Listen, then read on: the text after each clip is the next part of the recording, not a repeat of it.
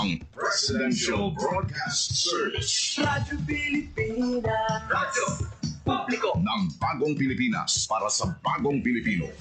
Naghahatid ng mahahalagang balita at impormasyon na guugnay ng pamahalaan sa sambayanan. Tulay sa himpapawid ng serbisyo publiko. Radyo Pilipinas. Radyo Publiko. Ang boses ng Pangulo. Sa Iloilo, Radyo Pilipinas. 585 AM. Pilipinas, 1:02 sa hapon. Adlaw-adlaw, Lunes tugtog Biyernes, pagdulong sang mga balita. Hitabo, issue kag concern, may kaangtanan sa katilingban, sa kaayuhan, pati na ang sa ikaayong lawas.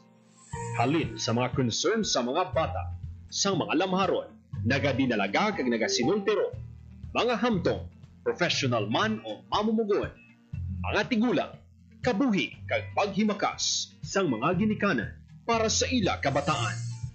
Pag-ulikid sang panwa, pagtingob sang magkasimanwa, para sa ikaayo sang ila kahimtangan. Ini ang Balitang Sosyal.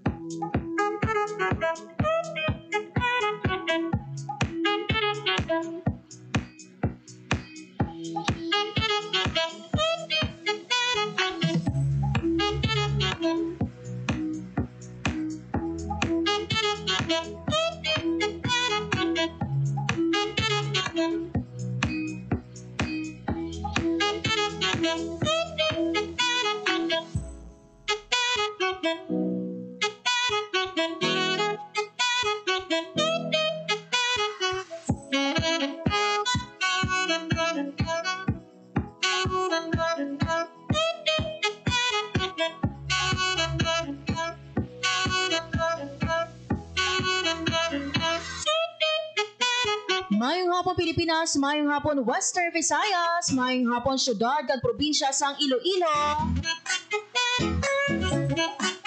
Mga biyan, adlaw kita subong sang Miyerkules, Hulyo 23 tuig 2025. Sa kinaandan mga biyan, ako ang inyo alagad, Marian Grace Eranyata. And welcome sa aton nga pagpangalaga diri sa programa Balita Sosyal. Sa mga biano ka mainulanon nga hapon sa aton nga tanan. Kamusta ka mo mga biano? Subong Miyerkules mga biano, suspendido ang aton nga klase no sa pila ka mga probinsya diri sa pusod Pilipinas. Lakip man mga biano ang trabaho. Isa mga biano ang or pilano ka mga probinsya naton diri sa Western Visayas ang nalakip no sa mga lugar kung sa diino suspendido ang klase sa tanan nga level kag ang opisina sa mga nanuhay-tuhay naton nga ahensya sang gobyerno. Lakip diri mga biano sa may suspension sang klase kag obra ang mga probinsya sang Antique, Aklan, Capiz, Iloilo kag Guimaras, lakip man no ang Negros Occidental. Inisandigan no sa ginpagwa nga anunsyo kahapon no or ining Memorandum Circular number 90 sang Office of the President. Pero mga biyan ha, klarohon nato no, despite nga may mga ahensya kita sang gobyerno nga serado, those no nga mga government agencies nga naga-render no sang essential services kaangay no sang health, security kag disaster response. Padayon sa gihapon no ang pagserbisyo sa aton nga mga kauturan. Sa diri mga abyan sa ahensya sang gobyerno ang aton nga Department of Social Welfare and Development o kon DSWD. Sa mga abyan ng ahensya sang DSWD sa Nagapalabot no sang bulig sa mga kauturan naton nga ti apektado mga biyan sang bagyo kon sang sinino nga pag-ulan-ulan diri sa aton sa Western Visayas. Dalaman sang southwest monsoon nagipabaskog no sang bagyo. And speaking of bagyo mga biyan no, or sang southwest monsoon, magakuha kita sa dili lang madugay sang pinaka-latest naton nga lakat sang panahon kaupod ang aton nga pag-asa.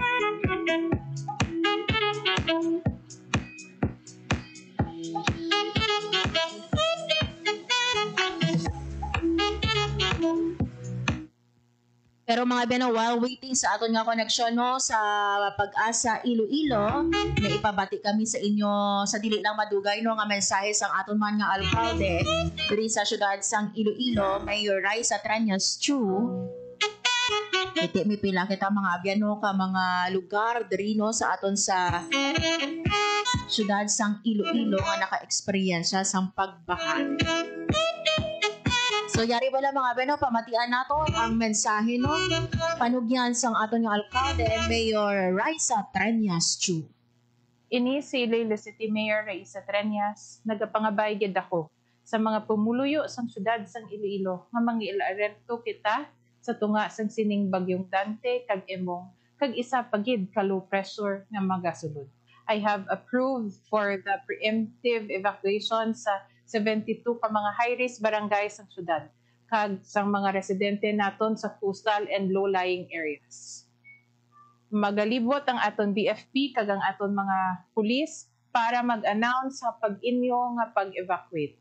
Ina-expect naton ang mabaskog kag makusog nga ulan kag pagbaha karon nga hapon kag sa gabi. Ginalikwan naton ang peligro sang baha sa aton mga residente, mga responders, ilabi ang halit sini sa aton kagamitan kag ikaayong lawas. Maghalong ang tanan kag maging alerto sa sini nga mga tion. Maghalong kamo mga pinalangga ko nga mga Iloilo. There you have it mga biyan no, ang mensahe ni Iloilo City Mayor Raisa Chu no, sa aton nga mga kauturan diri sa syudad sang Iloilo.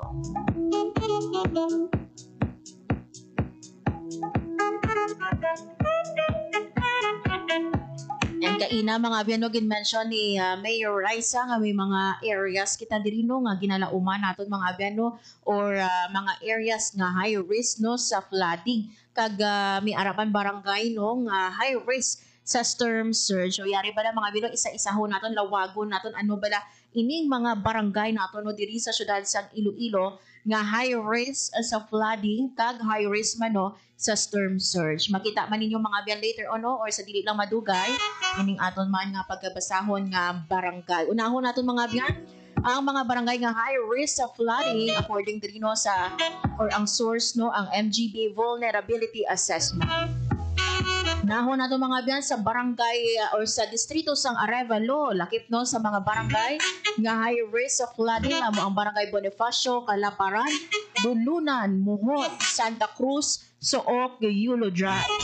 Tagto kita mga biyan no sa distrito sang Haro, lakip diri sa mga high risk sa flooding among barangay sang Arguelles, Bacahao, Balabago, Balantang, Baldosa, Benedicto, Bituon, Buhang, lakip man ang Buntatala, Kamalig, Cuartero, Cubay, Kalubihan, Desamparados, Demokrasya, Dungon A, Dungon B, lakip man ang barangay sang Fajardo, Gustilo, L98, Castilla, Lanit, lakip man ang Libertad, barangay sang Lopez Saina, LV Hechanova, Marcelo H. Del Pilar, Maria Cristina, lakip man ang Montenola, Our Lady of Lourdes, ang Quintinsalas, Sambag, San Isidro, San Pedro, San Rafael, San Roque, San Vicente, Santa Rosa, Santo Domingo, Simon, Ledesma, Tabuksuba, Takas, lakip man ang barangay sang Tagbak, Taytay Zone 2 kag Ungkaara. Mga biyan no, makita ninyo sa aton nga screen no ang ining mga barangay no nga high risk sa flooding. Lakip man mga biyan no, high risk sa flooding sa distrito naman niya sang La Paz, ang mga barangay sang Banuyaw, Kaingin, Hinaktakan, Ingore, Hereyos, Nabitasan, Magsaysay Village, Tikod, San Isidro, kag Tabuksuba. Sa Lapus, lakip diri no sa high risk nga mga barangay sa flooding amo ang Lapus Norte kag ang Mansaya. Sa Mandurriao naman amo ang barangay sang Bulilaw, Buhang Taf North, Kalahunan, Dungon C, PHHC Block 17, PHHC Block 22 kag Tabukan samtang no sa distrito naman sang Molo ang mga barangay sang Habog-Habog, Salvacion, Molo Boulevard kag ang West Habog-Habog. So amo ini no ang mga barangay 72 ka mga barangay no or 72 ka mga barangay diri sa aton sa syudad sang Iloilo ang high risk of floodings with populations of 240,360. Kagto naman kita mga biyan sa mga barangay naman no nga ti gina-assess no nga high risk sa storm surge. Lakip diri mga abyan no sa mga barangay nga high risk sa storm surge sa distrito sang Arevalo, ang Calaparan, Santo Niño Norte, Santo Niño Sur sa city proper, ang Concepcion Montes, Baybay Tansa, General Huge, Maria Clara, o si Maria Clara nag-comment man sa aton nga page. Maayong hapon kay Ma Maria Clara. Lakip ang Maria Clara mga biyan sa city proper ha, nga ti high risk no sa storm surge. Lakip man ang Ortiz, Rizal Padapala 2, Rima Rizal, Rizal Estanzuela, Santo Rosario Doran kag ang Veterans Village sa distrito sang Haro ang mga barangay nga high risk sa storm surge ang Balabago kag ang Bituon sa Lapas, Hinakdakan kag Ingore sa Lapus, Barrio Obrero, Lapus Norte, Lubok, Mansaya. Samtang wala naman no minalista sa distrito sang Mandurriao nga high risk sa storm surge. Pero sa distrito mga bensang Molo, lakip kami sa barangay Kalumpang, Molo Boulevard, San Juan kag sa Baluarte.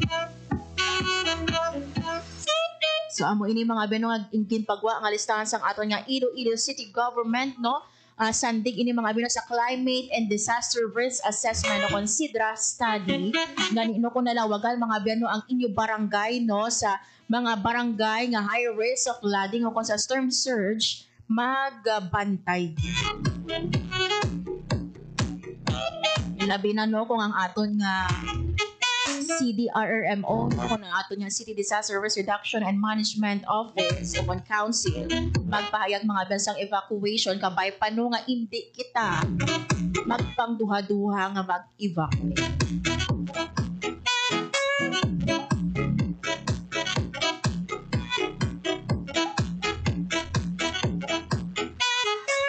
Kinahanglan mga abyan mo sa subong nga tiyempo no nagapamati kita sa mga otoridad naton kiti ang aton nga goal nga wala no sang may mautas nga kabuhi bangod sa bagyo. So sa mga kauturan naton nga ti wala nakahingagaw kaino sa ginlawag naton nga mga barangay no nga high risk sa pagbaha kag sa storm surge sarang ini mga abyan makita dira sa Facebook page sang Iloilo City Government. This time mga abyan magakuha na kita sang update no kaupo ng aton nga Pag-asa Iloilo hibaluon naton no ang lakat sang panahon kag ang abiso man sang aton nga Pag-asa. Radyo Pilipinas. Sa aton piyak nga linya si Ma'am Lenore Silvestre. Ma'am Lenore, maayong hapon sa imo. Hi, hello everyone. Mayong hapon. Muna ang ating latest weather update para sa subong adlaw Wednesday, July 23, 2025.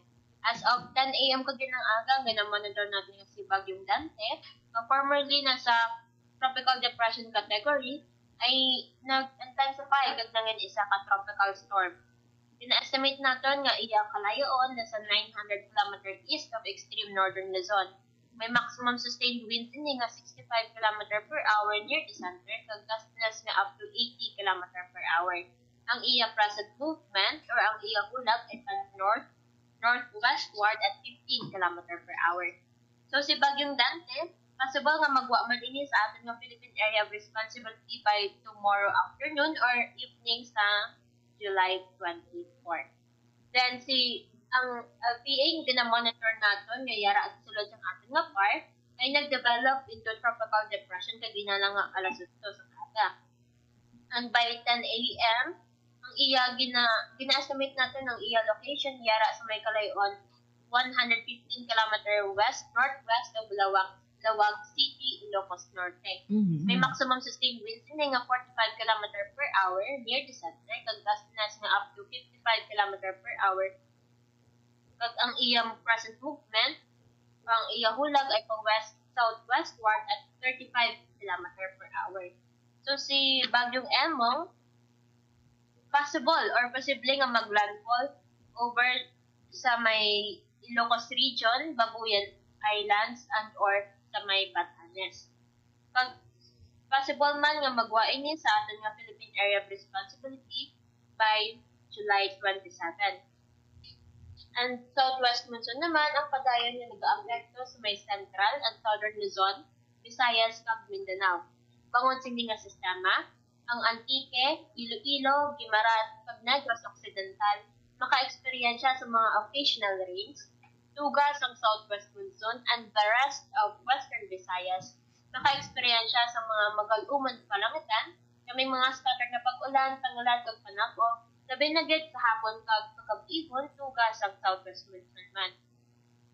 Makasarangan naman ang hangin naton nga magahalin sa direksyon na bagat na nakatundan, nga magadalas ang makasarangan nga pagbalod ng atong kadagatan. Forecast temperature natin generally nasa 24 to 30 degrees Celsius.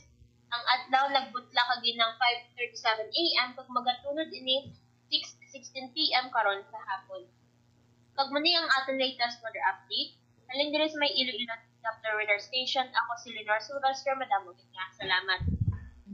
Ma'am Lenore, klarohon ko lang ha, subong nga tion, may ara kita sa duha ka bagyo sa sulod sa nga PAR. Yes, ma'am. Hoon, may ara kita. Si sila Bagyong Dante, kag si Bagyong Emong. Ma'am, you've mentioned no, nga ining si Bagyo Emong ang lauman naton nga magahiwat sang landfall. San o ini siya, ma'am? By July 25, I mean, possible nga mag-landfall ini sa may Babuyan Islands, Ilocos Region, Batanes. Ma'am, may ara sa mga nagalagaw no nga impormasyon sa social media no nga may ara pagid sa nga mga anong ka mga bagyo ang lauman no sa or yara sagwa no sa nga PAR. Ano ang kamatuoran sini ma'am aside no sa duha ka bagyo nga yara subong sa PAR naton or sa sulod sang PAR? Ano pagid na ginabantayan naton nga nga weather disturbance no sagwa naman sa Philippine Area of Responsibility? So far, ma'am, may isa kita kang LTA nga ginamonitor sa sagwa sa ating nga PAR. And then may kalayuan siya 2,285 km east of Eastern Visayas. Then may high chance man din nga mag-develop into tropical depression. And yung mention mo ma'am nga about sa 6 tropical cyclones, ano siya ma'am, ang fake news. Yes. Nakita ko man tumang kagapon sa may sa Facebook. Yes, madamo sa mga kauturan nato no nga ti naga-share sinino kag naga-cause man sa nga panic. However no ibanti ginagamit man inno nga chance para nga makapaghanda no para makapangaman, but klaro ma'am Lenore no nga ining balita o kung ang nagalapta no nga impormasyon sa social media nga may anom pagid nga panaabuton hindi ini insakto no or misinformation ini. Yes, ma'am, misinformation gina. Ma'am, kay based man to sa nakita ko kagapon, by July 23 kino Webes. So, pero ang July 23 natin is Wednesday. Yes, yes. So, amo pa lang na misinformation na. Ma'am, ang isa ka LPA no nga ara sagwa sa nga PAR in case no nga magsulod ini sa PAR kag mangin isa ka bagyo, ano ang mangin pangalan sini?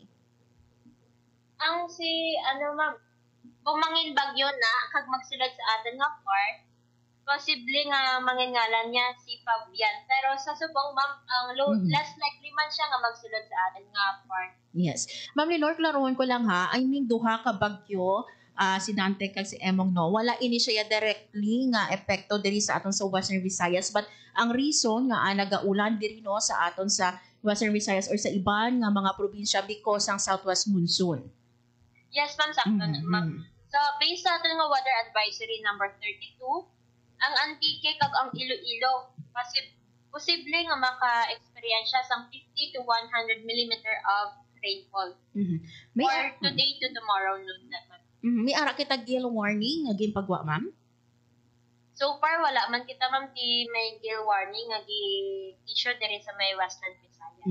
Lastly, ma'am Lenore, no, sa mga kauturan naton nga nagapamati subong no, ano ang mabilin diri no nga aviso sang aton man nga Pag-asa Iloilo? stay updated lang sa ating nga ginapang upload sa social media kat sa ating nga official website. Ano lang gid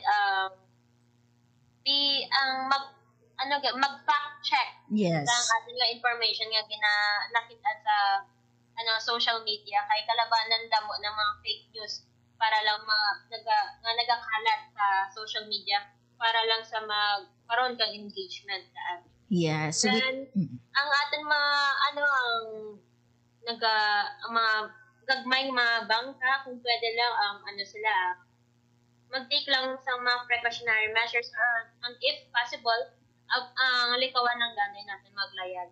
And kung may gina-request ang ating mga local DRR na mag-evacuate, please do not hesitate na mag-evacuate. yes. With this, Ma'am Lenore, madamo gid nga salamat sa imo nga komprehensibo no nga impormasyon nga ginpanabot sa aton man nga mga tagpalamati. Maayong hapon, Ma'am. Salamat man ma'am pag maayong adlaw sa liwat. Radyo Pilipinas. Radyo Publiko. Radyo Pilipinas. There you have it mga biyan, si Ma'am Lenore Silvestre, ang aton nga water observer gikan sa Pag-asa, Iloilo. So miara kita mga biyan no, nga duha ka bagyo no sa sulod sa Philippine Area of Responsibility si Dante kag si Emo. Hinalauman mga biyan no ma-exceed sa Philippine Area of Responsibility ang Bagyo Dante tomorrow or evening of July 24. Samtang no si Bagyo Emo hinalauman mga biyan no nga mag-landfall on July 25 sa Ilocos region. Ginalauman no or expected nga magwa sa Philippine Area of Responsibility on July 27. Apart mga bino sa duha nga bagyo, may ara kita no sa isa ka low pressure area nga ginabantayan no sa Guaman Sangpar. And in case mga bino nga magsulod ini no sa park, ang mangin isa ka bagyo no, pagpangalanan ini nga Fabian. Pero klaruhon naton mga abyan ang ining bagyo no ang Dante kadang Emong wala ining sila sang direkta no nga epekto diriya sa aton sa Western Visayas kundi ang southwest monsoon amo ang nagadala no sa pag-ulan. With regard no sa ining impormasyon nga kung makita niyo dira mga abyan no sa inyo nga social media o sa inyo nga Facebook ha na may ara ko no sang anunsyo ang Pag-asa o kung Pag-asa weather update kami anom ka bagyo sa Webes July 23. So dira pa lang no mabalaan na naton nga ini pagpatala misinformation. July 23 no, today is July 23 and today is Wednesday not Thursday. So ang panugyan sang aton nga Pag-asa Iloilo hindi magpati-pati sa mga sala nga impormasyon. At kung may kilala ka mo dira no nga nagapalaptas sa mga misinformation sa wayon nato. Instead nga makabulig makakos sang panic. Oras mga biyan sa Radyo Pilipinas, 1:25 sa hapon. Sa aton mga biyan nga pagbalik makaupo na nato no ang aton nga bisita subong nga hapon, ang aton nga Information Officer sa Disaster Response Management Division o kung DRMD sa Department of Social Welfare and Development Field Office 6, si Sir Angelo Miranda. Hibaluon naton mga biyan ang assistance nga napalabot sa ahensya sa mga naapektuhan no sa Southwest Monsoon. Hibaluon naton no kung bala may mga pamilya pa mayara sa aton nga mga evacuation center.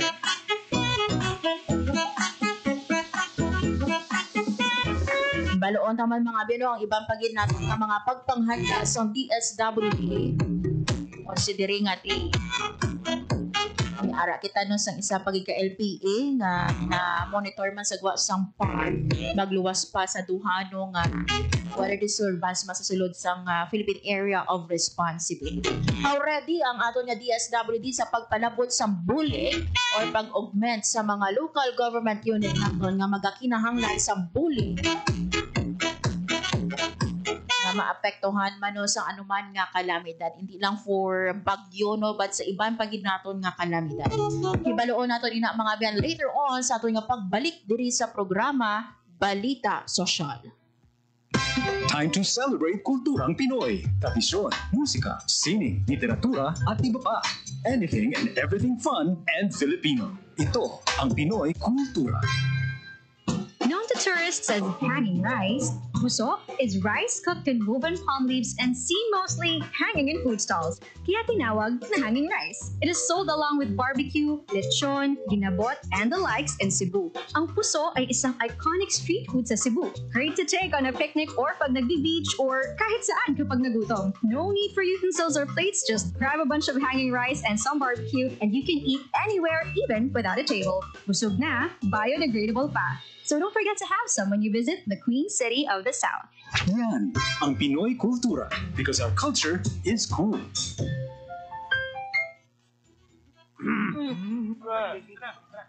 Chong chong chong chong pasipol-sipol mga manong sa labas magtigil at gumalang kaya ikaw sa nabibig kundi maganda ang lalabas. Pare, ang catcalling ay isang uri ng sexual harassment. Di biro ang sexual harassment at di nakakamacho ang pang-aabuso. Kaya ikaw sa nabibig kundi maganda ang lalabas. Isang paalala mula sa Philippine Commission on Women at panghimpilang ito.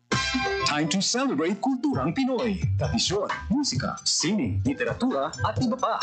Anything and everything fun and Filipino. Ito ang Pinoy Kultura. One of the fondest memories I have as a kid is riding the jeepney. It made me feel like a king. Dahil ito ang King of the Road. The jeepney or jeep is a cultural symbol that has transported us to school, the office, sa mall, at sa iyong first date. Mura, makulay, at mabilis. Yan ang ating jeep. Maribang, umusog-usog ng konti. Sakay na! Yan ang Pinoy Kultura because our culture is cool. Game, 1, 2, yeah. Paatuon, balik at ulo, kita kwetan, may mga susus. Huwag mong titigan ang hindi sa'yo at maging disenteng tao. Pare, ang catcalling ay isang uri ng sexual harassment. Di biro ang sexual harassment at di nakakamacho ang pang-aabuso. Isang paalala mula sa Philippine Commission on Women at panghimpilang ito. Time to celebrate kulturang Pinoy. Tradisyon, musika, sining, literatura at iba pa. Anything and everything fun and Filipino. Ito ang Pinoy Kultura. Kung musikahan lang ang pag-uusapan, halina't kilalanin natin si Ryan. He is one of 4 children of Alberto Austria Cayabyab and Celerina Benzon Pujante, an opera singer and professor. Hilig talaga niya ang musika. Taong nagtutulakan sa aking hidang aking napagdaan. Sa katunayan, he was 4 years old when he took up piano lessons. Bachelor of Science in Business Administration is what he initially took until he was presented with a scholarship and hold learning in music. Bachelor of Music, major in composition degree. Ayan ang tinapos ni Ryan, kaya naman siya ay naging profesor ng Department of Composition and Music Theory. Magmula nung ako'y natutong umawi. Mapagbiro talaga ang tadhana. Sa dami ng kanyang achievements, Mr. C and his family was about to take their chances abroad nang siya ay nabigyan ng pwesto bilang Executive and Artistic Director ng Foundation for the Performing Arts sa Pilipinas ng isang malaking korporasyon. And the rest, as they say, is ongoing. Kasi he still writes music, composes, and arranges. Alam niyo ba? In September 2019, siya ay naparangalan ng prestigious Ramon Magsaysay Award for his compositions and performances that have defined and inspired Filipino popular music across generations. Arranger, musician, composer, conductor, artistic director, accompanist, and just about anything music-related. That's our national artist, Ryan Cayabyab. Sariling ating kay ganda ng ating musika ako'y natutong umawi. Yan ang Pinoy Kultura because our culture is cool. To know more about their life, work, and contributions, visit the National Commission for Culture and the Arts at ncca.gov.ph. Oras sa radyo 1:31 sa hapon. Radyo Pilipinas. Radyo Publiko. Radyo Pilipinas. Sa gihapon mga abyan, nagapamati ka mo sa programa Balita Sosyal, kagakong inyong alagad, Marian Grace Erenyata.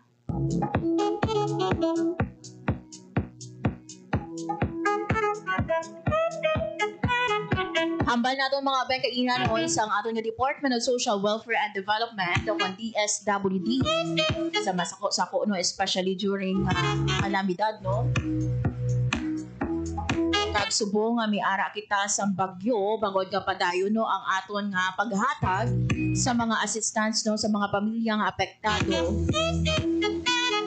sa mga naglabay nga bagyo kag sa subong no nga miara pagikita sa duha ka bagyo sa sulod sa nga park.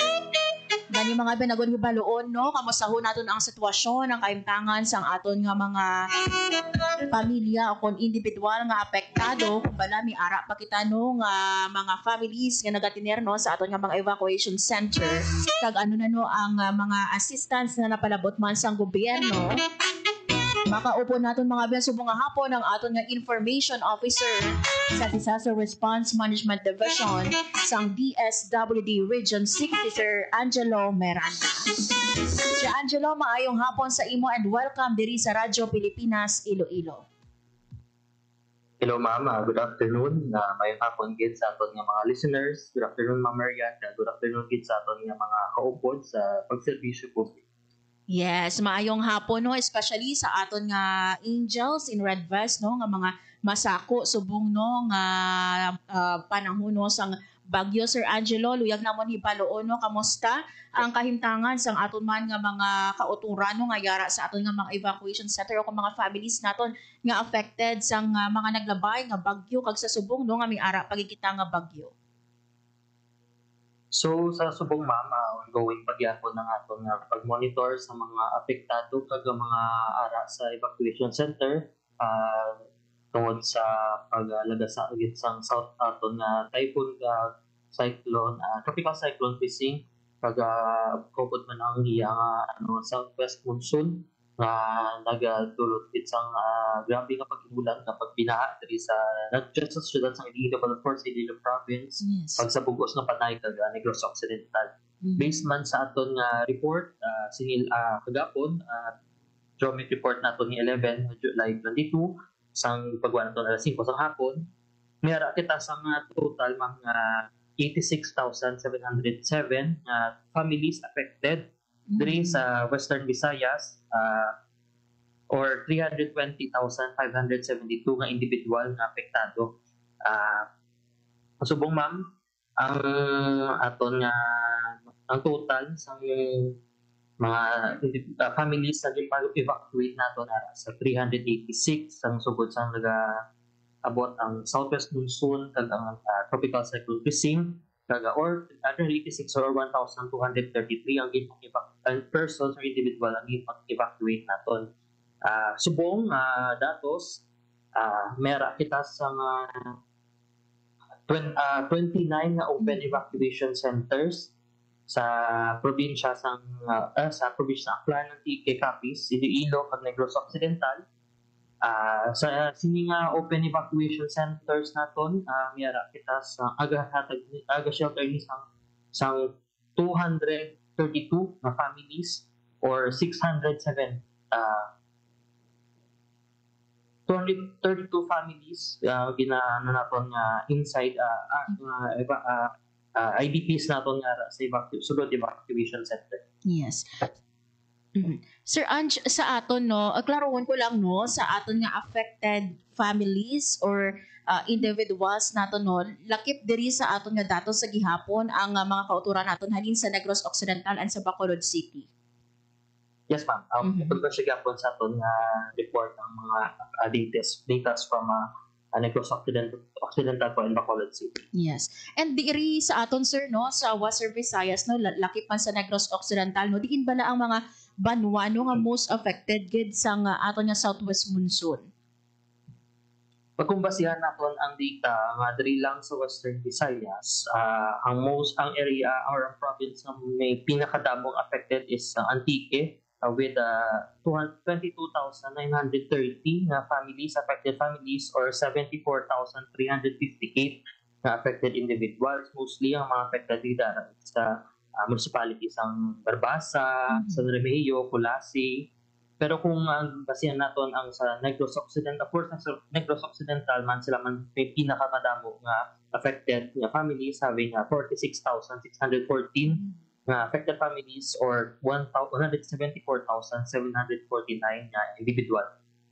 Sir, sa bahin sang aton nga DSWD, no, ano ang mga immediate nga mga assistance na nga aton na palabuot sa mga families naton nga affected? More than 86,000 nga mga families nga apektado. Yes, ma'am. Sugod sang habagat, of course, tropical cyclone Christine, kita sa DSWD nagpanagtag na kita sa family food packs worth 25,388,198.526 kag aton nga non-food items na worth 225,806 pesos ang kalakip sang non-food items nato ng aton mga sleeping kits, family kits, mga kitchen kits po.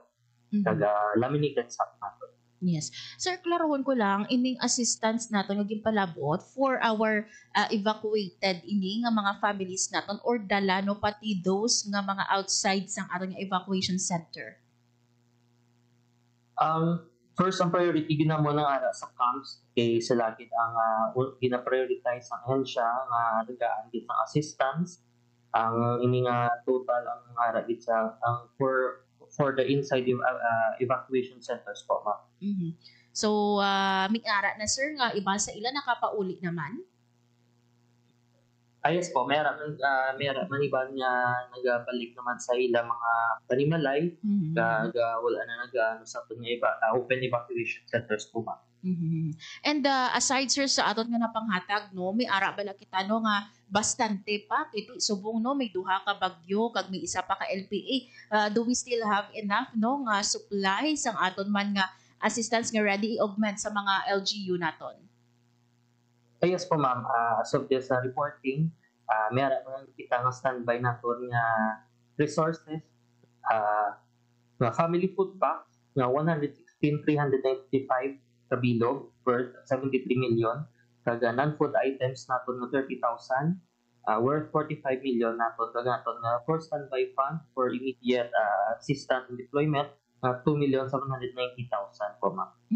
Sir, sa mga LGU nato no nga magakinahanglan sang augmentation, no, ano ang mangin proseso, no, especially sa aton nga mga kauturan pa no, or sa mga LGUs natin nga kinahanglan gid sang augmentation coming from DSWD? Anong ilang need, no, ano diin sila makiangot for our augmentation? Well, first, sa ato nga mga affected LGUs, ang una nato nang ginahimo nga process is to ensure nga ma-exhaust gid tanan nga nilang family food packs or any other assistance nga ra silang preposition site or sa ilang warehouse. Inauna nila ubos, then if ever nga ma-exhaust na tanan, pina-replenish naton sa pamagi sa pag-request ng affected LGU sa kita pag-request nila sa assistance sa diri sa DSWD, magtigasubmit na sila sa DROMIC nila kung pila ang affected dala sa ilang mga lugar kabanwahanan, kung pila ang kinahanglan sa assistance like food packs, kinasabit na nila sa amon. So as soon as maka-receive kami ng report, kita sa DSWD gina-process na mo ng report nila kag gina-distribute or gina-replenish if ever maubos ang ilang mga family food packs or any assistance resources dala sa ilang preposition sites. Bali, as soon as maubos na talang so kita sa DSWD gina-restock din and good mahatagaan ng mga affected families for immediate deployment po, ma'am, and distribution. Yes. So currently, Sir Angelo, ang aton nga DSWD naka-red alert status. Yes po, ma'am. Naka-red alert status kita based man ini sa memorandum ng ipanaog sa Regional Disaster Risk Reduction Management Council 6, aside sa other partner NGA, national government agencies nga nagaupod sa disaster response and preparedness kita sa DSWD 6, naka-red alert man until sugod sang pag-arag sa sang Southwest Monsoon and Tropical Cyclone Pising until subong nga ara naman ang ginapabot natin nga bagyo si Dante kagang magasulod niya si Emong nga kita magpabilin nga red alert agud ma-monitor ang mga affected LGUs naton kag dumagaan sa assistance sa mga affected communities. Yes. Sir Angelo, nakita nato no sa videos no ang aton nga mga quick response team no sa kada province no despite sang risgo no sang siniman nga bagyo no iban sa mga Angels and Red Vest nato nagatabok pa sa suba no para lang madulong ang aton nga assistance no sa mga families especially sa GDA areas nato no. Ano ang standing orders ang aton nga OIC Regional Director Sir Joselito Estember sa personnel sa aton man nga DSWD6? Yes, ma'am. Since started sang habagat, ma'am, until sa pagsulod ni isang tropical cyclone Pising, kaga sini nga dinapabot naton nga mga weather disturbances, kita sa DSWD6 under sa leadership kit sa aton nga OIC Regional Director Joselito G. Estember, naghatag din siya sa mandato sa aton ahensya ilabi na gid first aton disaster response management division na i-maintain nato ng close coordination gid sa mga affected local government units following sa gipagwa nato nga heightened red alert status, ma'am, sa mga ahensya. Bagod sa mga weather disturbances na gina-experience nato na subong. Aside from this, ang aton nga municipal kag provincial quick response teams as our counterpart diri sa region, ipa-activate nato na as part of our mandate to monitor ang ilang situations sa ilang areas and mag-respond sa mga ginabaan nga mga lugar. Kag of course, importante nga maghatag kita sa provision nato sa assistance pinaagi sa aton nga family food packs at non-food items. Yeah, sige sir. Padayon lang sir. Yes po, ma'am. So, gina-make sure naton nga ang safety gid sa aton nga mga IDPs gina-prioritize under ini sa aton nga camp coordination kag camp management as well as aton nga mga protection sa aton nga internally displaced persons nga sila despite sa mga weather disturbances na ginagyan natin subong, safe sila kag mayara sila may maistaran kag ang assistance kadayon mag-aabot sa ila kay gina-make sure naton nga ang ila well-being, ma'am, top most priority gid sang ahensya. Yes. Lastly, siguro Sir Ange, no, balaan naman nga masako kamo dira no sa aton nga DRMD man no sa pag-provide no sining datos sa mga assistance especially sa katapo sa media nato no. Any nga mensahe sir sa aton nga mga tagparamati subong nga hapon? Kita sa DSWD6 gid ma'am ang aton under the leadership of our OIC Regional Director Joselito G. Estember, kina-emphasize gid naton ma'am ang importansya sang coordination kag pagbinuligay sa ahensya kaupod ang aton counterparts. Of course, ang QRTs and our affected local government units nga mapasiguro nga ang assistance madasig nga mag-aabot sa mga kinahanglan din man sila nga bahin sa Western Visayas. Kita nagapabilin na high alert kag ready gid nga mag-respond pinaagi sa aton disaster preparedness and response bilang kabahin man sa directives ng aton nga DSWD Secretary Rex Gatchalian nga wala sa komunidad ang magutuman kag mabilin despite sa paglagasa sa mga bagyo kag anuman nga natural calamities, ma'am. Subong nagaugyon kita kag nagapangabay sa aton mga apektado nga mga pamuluyo nga aligmat gid paghalong kag mag-coordinate sa aton mga LGUs kung anong ilang mga kinahanglanon nga ginapangabay man natin sila nga magpamati gid kag magsunod sa mga direktiba sa aton nga gobyerno kung ano ang advice nila protocols especially kung need mag-evacuate, kinanglan sundod naton kay para din sa ila safety. Yes. Kaga ma-ensure na luwas man sila sa anuman nga trahedya, ma'am. Yes. With this, Sir Angelo, madamo nga salamat no sa imo nga time wag information nga ginhatag diri sa amon sa Radyo Pilipinas Iloilo halong kamo dira sa aton man nga mga katapo no sa DSWD Field Office 6. Maayong hapon Sir Angelo kag sa liwat, madamo gid nga salamat. Maayong hapon, Ma'am Marian, maayong hapon sa tanan. Thank you. Radyo Pilipinas. Radyo Publiko. Radyo Pilipinas. There you have it mga biyan, si Sir Angelo Miranda, ang aton mga information officer sa Disaster Response Management Division sa DSWD6. So ang pasalig sang aton mga abyan nga ahensya ready anytime nga maghatag no sang assistance kag may ara kita sang bastante nga mga family food packs and non-food items nga ready no ihatag sa mga maapektuhan sang anuman nga kalamidad. As of now mga abyan no, may ara na kita or nakahatag ng DSWD sa masobra sa 25 million pesos nga bilino sang food and non-food items sa mga families naton nga affected or may ara kita no sang more than 86,000 nga mga families affected kag sa aton mga abyan no nga yara sa sulod sang aton nga evacuation center.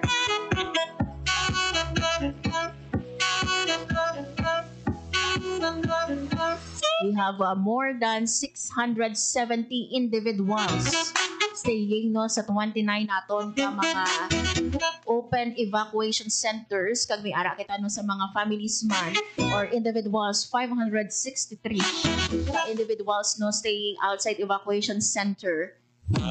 Ang masubo diri mga abyan no kay ti sa datos ang aton nga DSWD may 72 kita no 72 ka totally damaged nga balay 554 ka partially damaged. So we are praying no for the safety of everybody.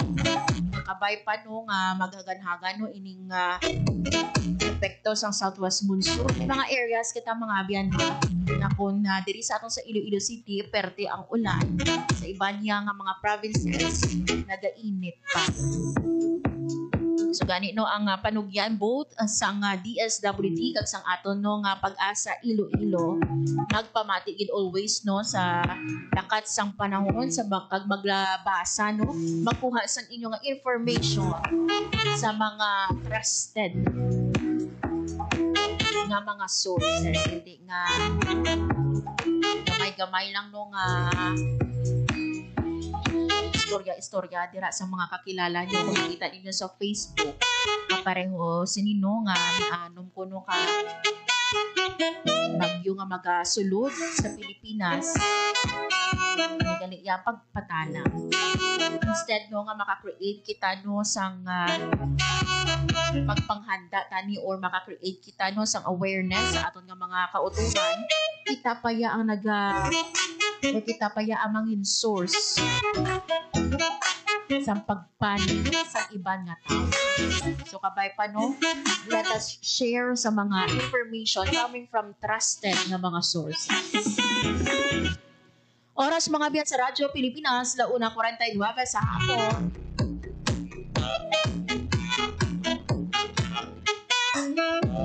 Sa ibang pagid naton mga biyan nga balita no diri sa aton sa Western Visayas. Ang aton no nga RDRRMC 6 upon Regional Disaster Risk Reduction Management Council anda mga abyan no sa anuman nga bagyo sa gitaba no nga memorandum sang RDRRMC 6 nagapamili nga red kung nagapabili nga nasa red alert status ang aton man nga Regional Disaster Risk Reduction and Management Operations Center para no nga masiguro nga padayon ang monitoring no pagkoordinasyon sa posible no nga epekto sa nga bagyo sa Western Visayas. So ang aton nga mga local DRRM officers na-activate man nila no ang ilang incident management teams para nga mapadasig no ang response operations. So let us all stay safe, no? So kung mga beno wala klase kag pila sa mga kauturan naton muna sang ubra, kabay pa no nga hindi kita na maglagaw-lagaw bisan diin, hindi kita kapakot no sang tiempo. Stay at home, no? Better stay with your family. Oras sa Radyo Pilipinas, 1:50 PM. Wala na kita sang nabiling nga oras sa aton nga pagpangalagad sa liwat. Madamo nga salamat kay Sir Angelo Miranda. And thank you man sa tanan nga mga nagatutok subong nga hapon sa 5:85 AM man sa lilisuan sang ina radyo ko sa aton nga Facebook Live. Madamo nga salamat sa inyo. Thank you man sa ako mga katuwang technical sa studio, Engineer Roy Luica Ipang kag sa among transmitter, Sir Jeffrey Bitita. Mga biyan ako na lang gid si Mergan Grace Erenyata kag ini ang Balita Sosyal. Ang inyong tulay sa himpapawid ng serbisyo publiko, ang Presidential Broadcast Service, Radyo Pilipinas, Radyo Publiko. Radyo Pilipinas. Radyo Publiko. Kinilala ng pang-international at prestigyosong Asia Pacific Broadcasting Plus Awards 2025 para sa kategorya ng Government Streaming. Ito ay dahil sa epektibo nitong pagsasanib ng mga tradisyonal na media tulad ng telebisyon, radyo at print para masabayan ang mabilis na pag-inog ng mundo ng digital at social media tungo sa mas epektibong paghahatid ng mahahalaga at napapanahong mga impormasyon sa mamamayang Pilipino. Kinilala rin ang Radyo Pilipinas dahil sa patuloy na pag-akyat ng rating. Ngayon ay matatag sa pang-4 na pwesto sa Mega Manila ayon sa pinakahuling Nielsen Radio Audience Measurement Survey. At sa social media, nakamit ang mahigit 2,000% pagtaas ng bilang ng mga sumusubaybay sa Radyo Pilipinas page sa unang bahagi ng 2025. Patunay ito na ang inyong Radyo Pilipinas Radyo Publiko ay tunay na kaagapay ng inyong pamahalaan sa paghahatid ng serbisyo sa mga mamamayang Pilipino. Mula sa aming lahat, sa ngalan ng inyong pamunuan at mga kawani ng Presidential Broadcast Service, kasama ang inyong mga himpilan ng Radyo Pilipinas sa buong kapuluan. Maraming salamat po sa inyong lahat, sa inyong pagtangkilik at pagkilala. Radyo Pilipinas. Radyo Publiko.